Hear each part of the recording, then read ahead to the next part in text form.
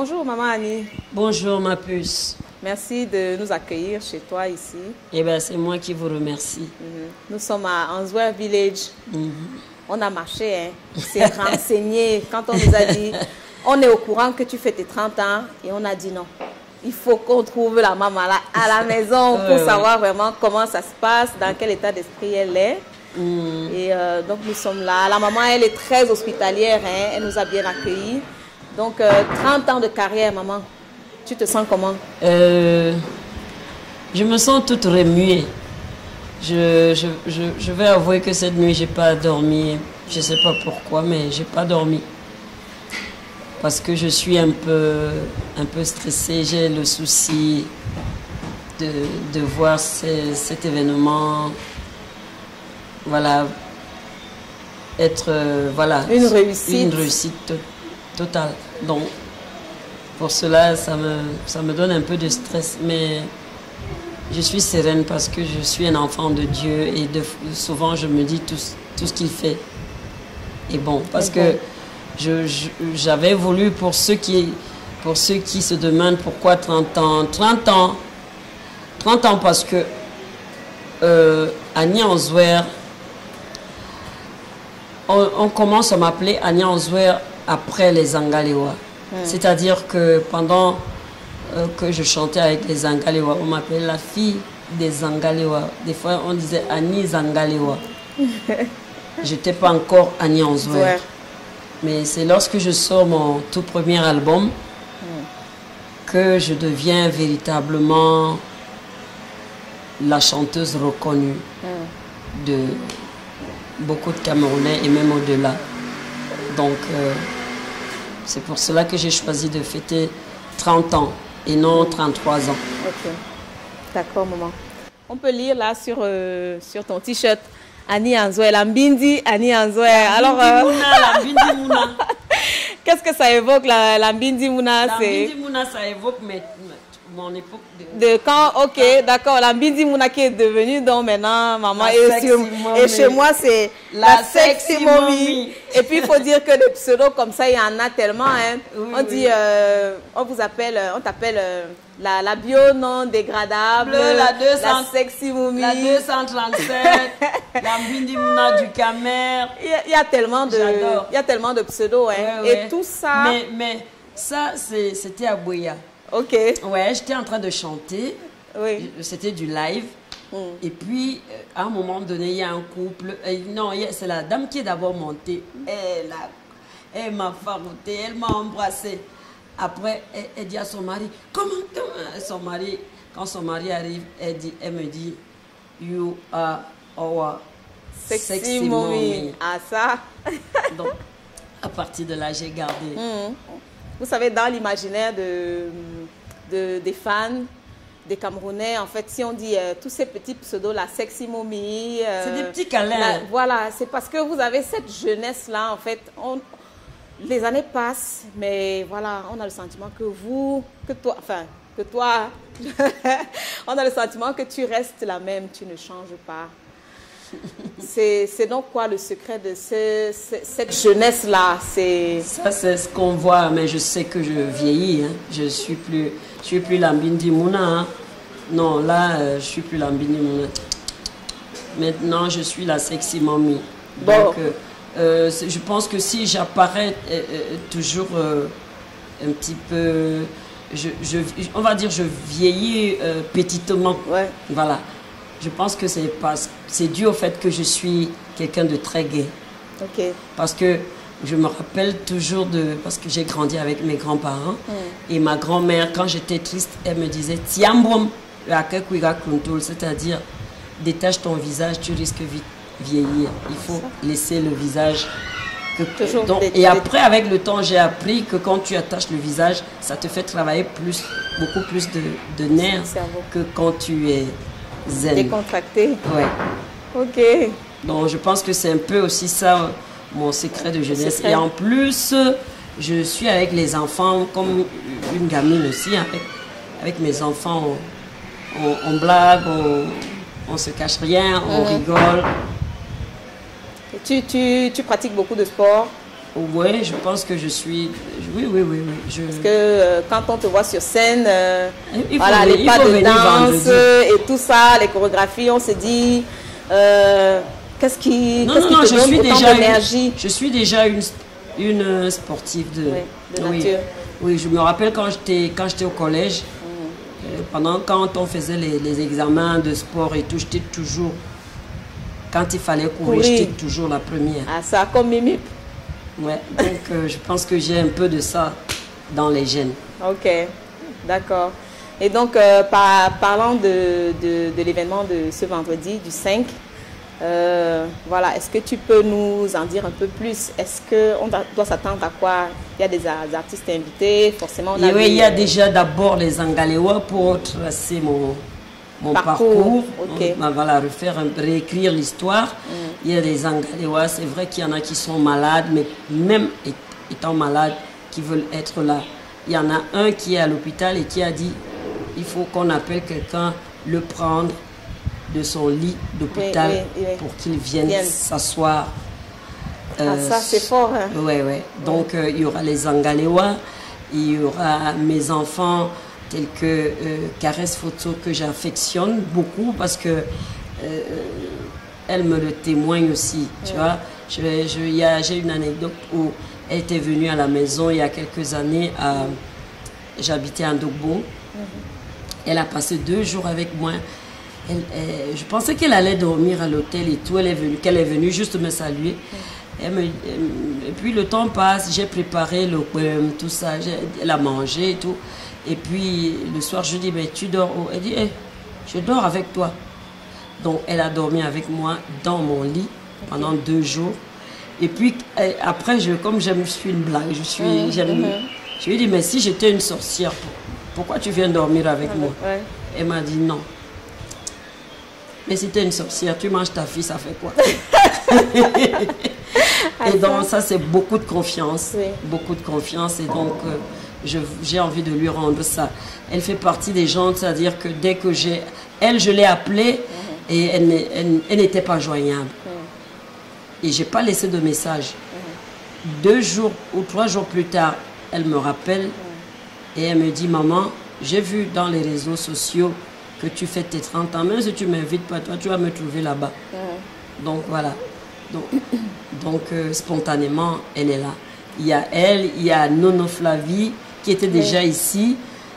On s'est amusé un peu sur Kanda Namé parce que quand elle était toute jeune et que ma chanson Kanda Namé faisait rage partout dans tout le Cameroun, c'était sa chanson fétiche. C'est-à-dire que son cœur du ballot, elle chantait dans un cabaret. Et donc quand elle voulait le bon farotage, elle chantait ça. Elle sortait sa dernière touche. Je crois que c'est là où on dit ba.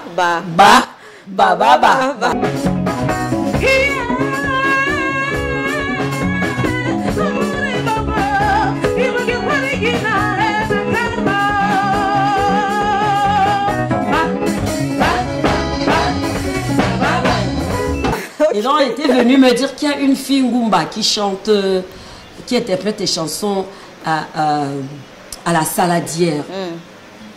Voilà, j'ai tout fait pour y aller. Un soir, je l'ai vue chanter. C'était pas le Ngumba, mais c'était du phonétique. Mais quand tu n'es pas Ngumba, tu peux penser que c'est du Ngumba. Alors, ça m'a beaucoup marqué. Ça m'a beaucoup touché.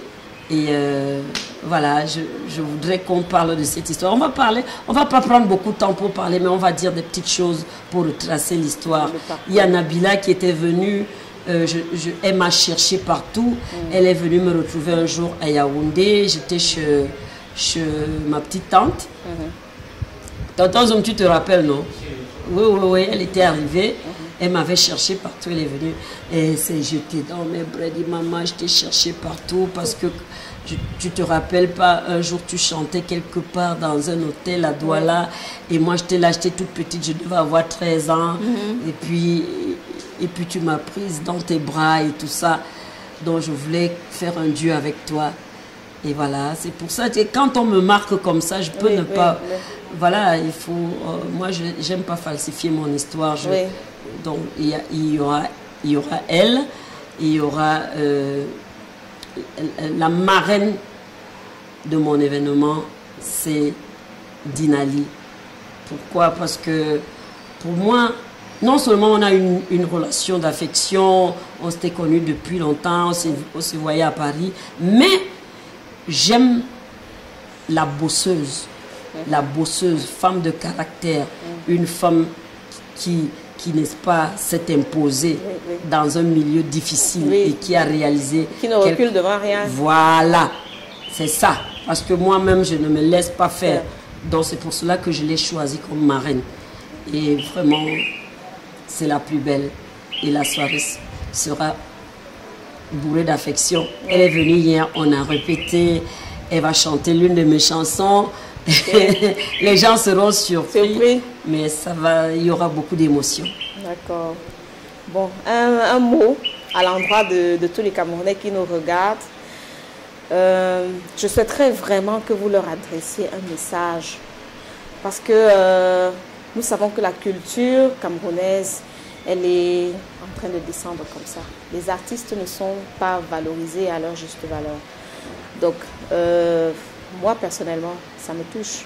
Et je me dis, on a un univers musical vraiment assez diversifié, autant diversifié que la culture du Cameroun, elle est diversifiée. Elle est riche. Oui, donc faudrait qu'on pense vraiment à donner à nos musiciens, à nos artistes, pas seulement dans la musique, à tous nos artistes vraiment ce qu'ils méritent. Mon coup de gueule, c'est que je suis partie de la France. J'ai des papiers français.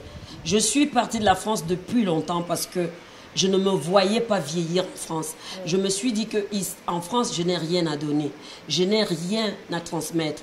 Quand je suis dans mon pays, quand je voyais tous les enfants que j'accueillais, à qui je donnais envie de danser, envie de chanter, je les laisse comme les orphelins parce que je pars chercher de l'argent en France. Je me suis dit non, il faut que je fasse demi-tour. L'argent, c'est bien, mais... quand tu marques les gens, quand tu transmets, quand j'ai quelques orphelins, il y a par exemple l'Inde d'Agobert que j'ai accueilli chez moi et qui est déjà en train de chanter partout dans les cabarets, qui s'est fait une petite vie à travers la musique, par exemple, parce qu'il y en a plein. Pour moi, c'est ma plus belle richesse.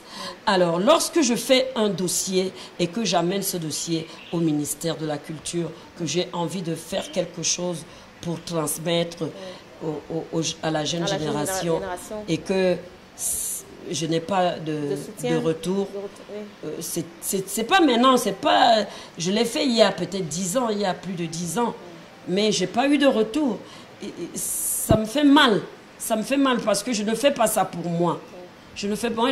Je pouvais rester en France, faire ma belle ou alors tout ce que vous voulez. On peut gagner l'argent en Europe par tous les moyens. Oui, une façon. Oui, oui. Mais pour moi, c'est pas tout. J'ai voulu revenir au Cameroun pour pouvoir transmettre, pour pouvoir donner ce que j'ai. Et en donnant, je reçois. Je reçois la jeunesse, mon éternelle jeunesse, parce que c'est un partage. Ah oui. Alors, je ne sais pas pourquoi est-ce qu'on est tant bloqué à s'ouvrir et à partager. Ok. Bah, le message, il est passé, hein. Mais nous, on ne s'arrête pas ici. Vraiment, on a dit, on va suivre Maman Annie, on va vous faire voir. Peut-être qu'elle va nous permettre... une petite incursion, voilà, au sein de sa répète, parce que là, elle est pressée, on lui a même déjà pris beaucoup de temps. Elle va répéter. On va vous faire visiter également le village. Le village. Maman, explique-nous alors, c'est quoi le projet? Answer Village, c'est le projet qui m'aide à tenir. C'est le projet qui m'aide à tenir lorsque la pandémie vient m'envahir et que je ne peux plus... Et qu'on m'interdit de chanter, qu'on m'interdit. Oui. Et donc, du coup, avec mon bras droit, qui n'aime pas se faire voir là, mon fils, alors c'est lui qui m'a aidé à réaliser ça. Merci. Oui, voilà, parce que quand j'étais en France, j'avais fait une formation en restauration dans un lycée professionnel, mais vraiment bien. Oui. Donc, mais j'ai jamais pratiqué parce que pour moi la musique c'est tout. Oui. Et voilà, lorsque il fallait commencer à chercher de quoi manger, je me suis rappelé que je suis aussi restauratrice. Oui, oui. Et c'est pour cela que j'ai donc ouvert Answer Village, où je vous fais les plats traditionnels, genre le ndomba de porc fait avec le massepou, la citronnelle, le fundi, toutes ces écorces qui soignent. Oui. Je vais le dire comme ça parce que avec le massepou, c'est les massipes. C'est avec ces herbes-là que ma grand-mère nous soignait. Et je voyais qu'on mettait ça des fois un peu dans la nourriture. Et donc moi, j'ai capitalisé. Je me suis dit, oui, puisque ça soigne la grippe, je vais mettre ça dans la nourriture. Et que comme ça, si les gens viennent manger mon petit bouillon, ceux qui sont grippés peuvent trouver ça peut décongestionner les voies. Voilà. Donc je fais le ndomba de porc, le poisson d'eau douce, les escargots, tout ce que vous voulez manger. Vous appelez la sexy mommy, elle-même entre à la cuisine et elle vous sert son petit plat d'amour. Vous l'avez suivi. Une maman Annie Answer qui ne cesse de nous épater, qui ne cesse de se réinventer chaque jour. Et donc Annie Answer Village, voilà, c'est une continuité de notre star, de notre maman. Donc vous qui êtes chez vous, vous avez l'info désormais. Il y a un contact que tu veux nous passer pour le 6 99 89 67 31. 6 99 89 67 31. Ok. Donc n'hésitez pas à appeler, venez découvrir le restaurant, la bonne cuisine de chez nous. Et maman, tu n'as pas parlé du poisson. Oui, j'ai dit que je fais le... À Kribi, je sais qu'on fait du bon poisson. Oui, il y a les banjéa de Kribi, poisson piment, mais il faut aimer. Nous, on est nés dedans, donc on aime. Mais il y a aussi le ndomba de silure. Dans le ndomba de silure, on y met juste un peu de piment. Comme ça, si quelqu'un n'aime pas beaucoup le piment, il est servi. Donc là, maintenant, on peut prendre rendez-vous. Et je crois que c'est sur ce qu'on va chuter pour l'interview aussi. Maman, promets-nous quelque chose. Haya. Promets-nous. Et on sait que tu ne vas pas nous le refuser. Donc après le concert, je t'appelle, on cale un rendez-vous. Et puis, on va faire... On va faire vraiment la cuisine avec Maman Annie Answer. C'est-à-dire, Maman Annie Answer, on choisit un plat. Ok, mais je tiens aussi à dire qu'après le concert, je vais choisir une date pour faire un culte d'action de grâce. Ok. Parce que sans Dieu, je ne suis rien. Rien du tout. D'accord. Merci beaucoup, maman. C'est moi qui vous remercie. Pour ce temps que tu nous accordes. Et la fête ne fait que commencer. C'est le 5 mars au Diamond à Bonanjo. Nous y serons également.